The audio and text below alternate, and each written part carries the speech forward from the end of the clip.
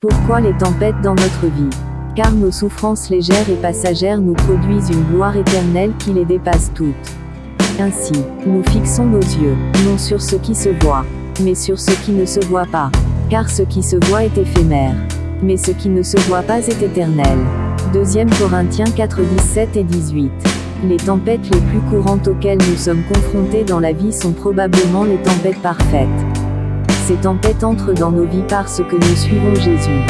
Dieu a un travail qu'il veut faire et un désir pour un résultat qu'il veut apporter avec les tempêtes.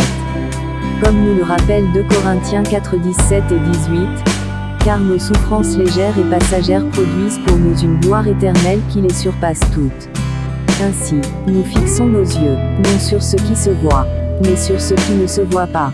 Car ce qui se voit est éphémère, mais ce qui ne se voit pas est éternel. Des tempêtes viendront et à travers elles, Dieu agit. Parfois, vous pouvez voir le travail. Parfois vous ne pouvez pas. Parfois, le travail consiste simplement à nous réconforter à l'image de Jésus-Christ. Pour être honnête, de nombreuses tempêtes sont inexplicables de notre point de vue.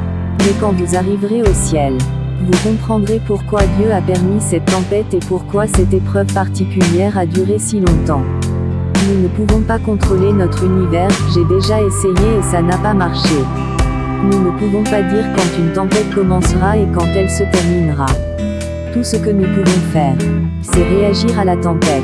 L'un des grands exemples de cela se trouve dans la vie de Joni Eareckson Tada, qui, jeune fille, a plongé dans un lac et a subi une blessure à la colonne vertébrale qui a paralysé tout son corps du cou jusqu'aux pieds. Malgré cette grave perte, Joni a apporté du courage à des millions de personnes. Maintenant, elle fait face à un cancer du sein. Dans une interview, elle a déclaré « Je continue de croire que Dieu fait quelque chose de grand. Comment puis-je le montrer à d'autres personnes ?» Elle sait que sa vie est présentée aux gens, qui regardent et apprennent de sa réponse aux tempêtes.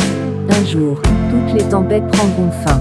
Ensuite, en regardant l'ensemble, nous verrons le plan et le but ultime de Dieu.